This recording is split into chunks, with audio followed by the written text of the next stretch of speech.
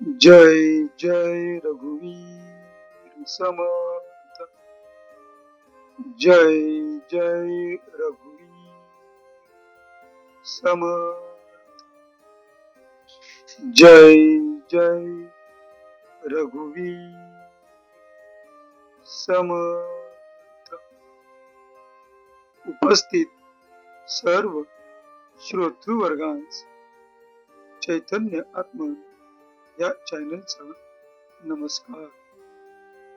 आपणा सर्वांचे आजच्या या ग्रंथ वाचनाच्या उपक्रमात हार्दिक स्वागत।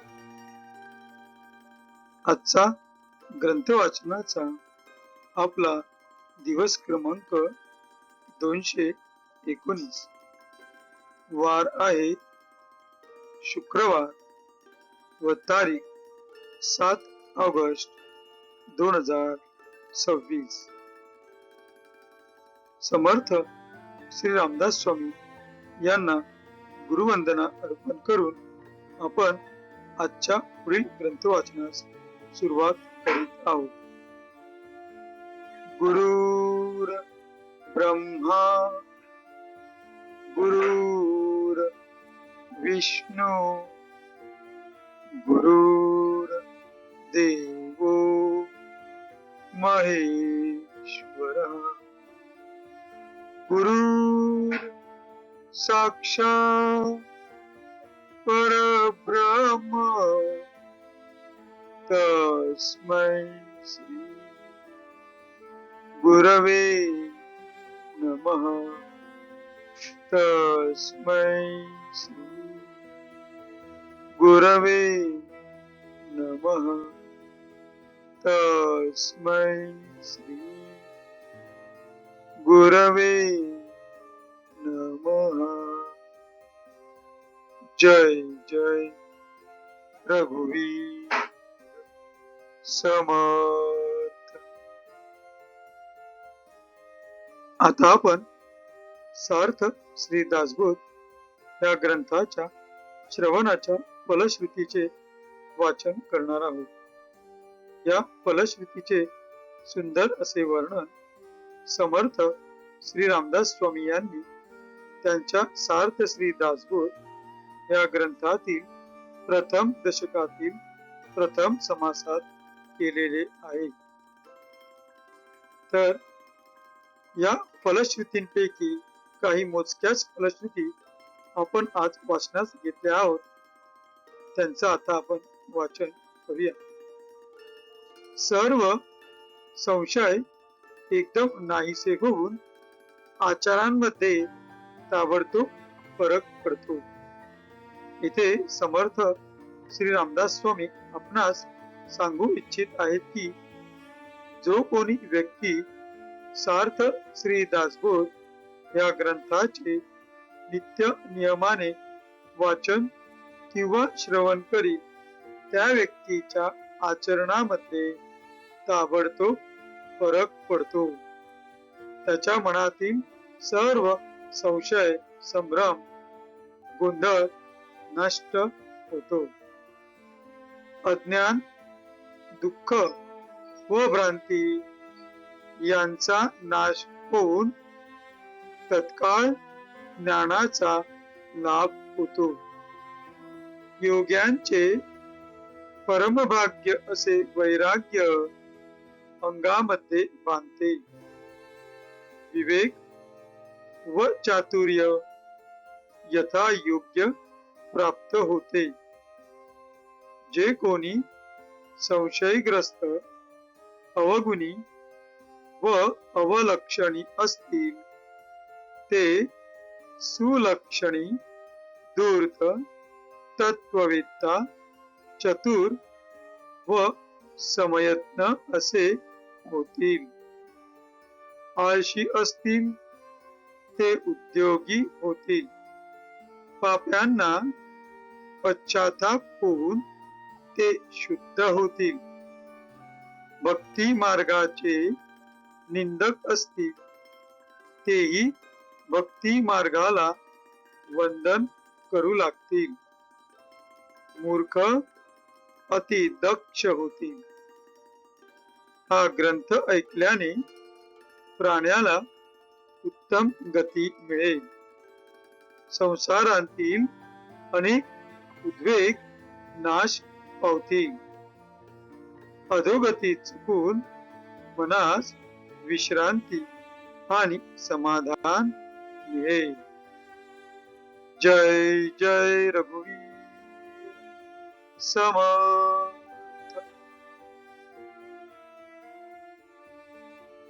आता आपण सार्थ श्री दासबोध या ग्रंथाच्या क्रमशः वाचनास सुरुवात करीत आहोत.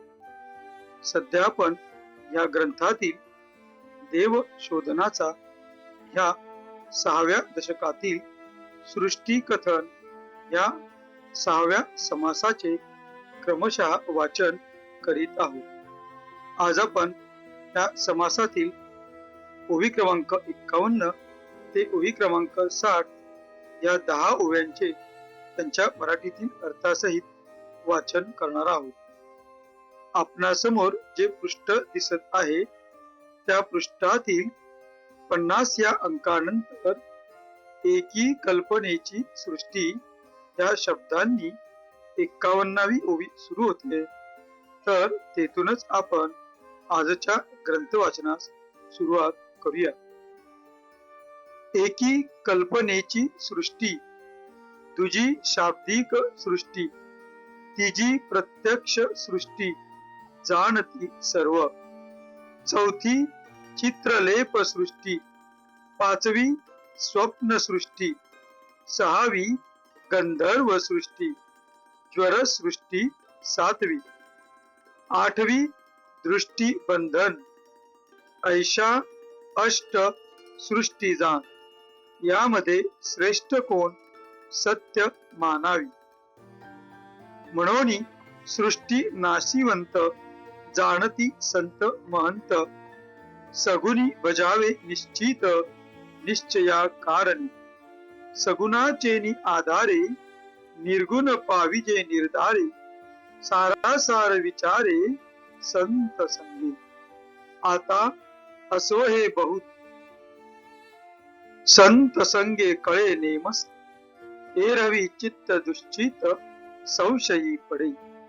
तव शिष्ये आक्षेपिले सृष्टी मिथ्या ऐसे कळले. परी हे अवघे नातिले तरी दिसते का. दृश्य प्रत्यक्ष दिसते म्हणून सत्याची वाटते. यासी काय करावे ते सांगा स्वामी. याचे प्रत्युत्तर भले पुढले समासी बोलिले.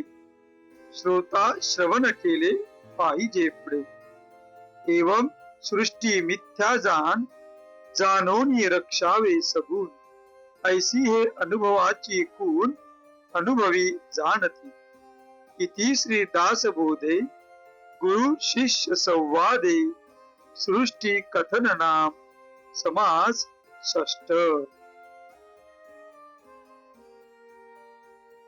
समर्थ.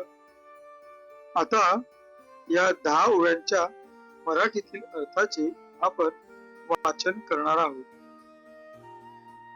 आपणासमोर जे पृष्ठ दिसत आहे त्या पृष्ठातील 51 या अंकानंतर कल्पना सृष्टी म्हणजे मनोराज्य या शब्दांनी आजच्या मराठीतील अनुवादाच्या वाचनास आपण सुरुवात करीत आहोत.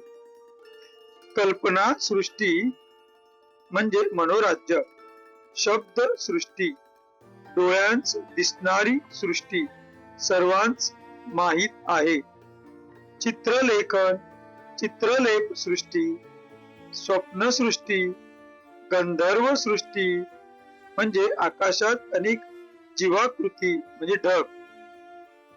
ज्वर सृष्टी तापाचे प्रमाण दिसते ती.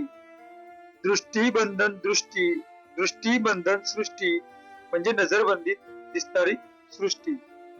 अशा 8 सृष्टी आहेत. यांच्यामध्ये श्रेष्ठ व खरी कोणती मानावी.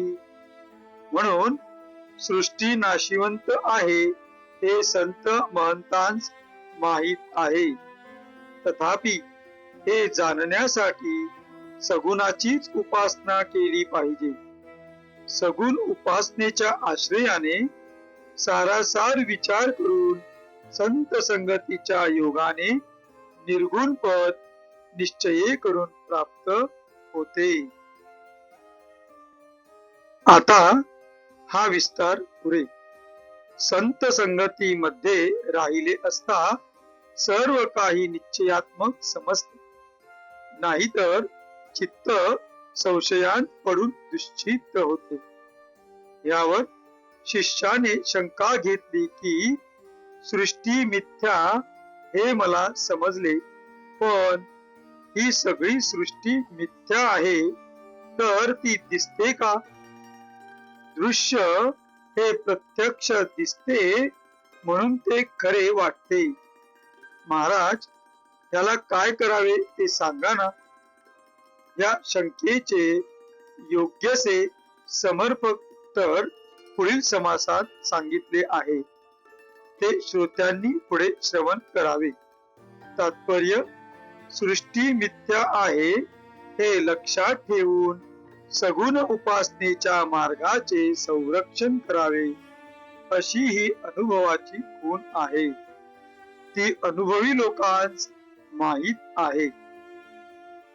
म्हणून संशय सोडून सृष्टी मिथ्या आहे हे संतांपाशी राहून शिक. सगुणाची निंदा केली असे समजू नकोस. निश्चय दृढ होण्यासाठी सगुणास अवश्य भजावे. सगुणाच्या आधारे सारासार विचाराच्या बळाने सत्संगती शाश्वत ब्रह्म ओळखावे व तद्रूप व्हावे. जय जय रघुवीर समर्थ. येथे 6व्या दशकातील 6वा समास समाप्त होत आहे. आता आपण कृतज्ञतापूर्वक समर्थ श्री रामदास स्वामी यांना वंदन करून आजच्या ग्रंथ वाचनाच्या भागाची सांगता करूया. शुकासारिके पूर्ण वैराग्य ज्याचे, वसिष्ठा परी ज्ञान योगेश्वराचे, कवी वाल्मिका सारिका मान्य ऐसा, नमस्कार माझा सद्गुरु रामदासा. जय जय रघुवीर समर्थ. उपस्थित श्रोतेजन हो, आपण सर्वांनी अगदी मन लावून आजच्या या भागाचे श्रवण केले त्याबद्दल आपणा सर्वांना खूप खूप आभार. आपणा सर्वांचे अनेक अनेक धन्यवाद. भेटू पुढल्या भागात. जय जय रघुवीर समर्थ.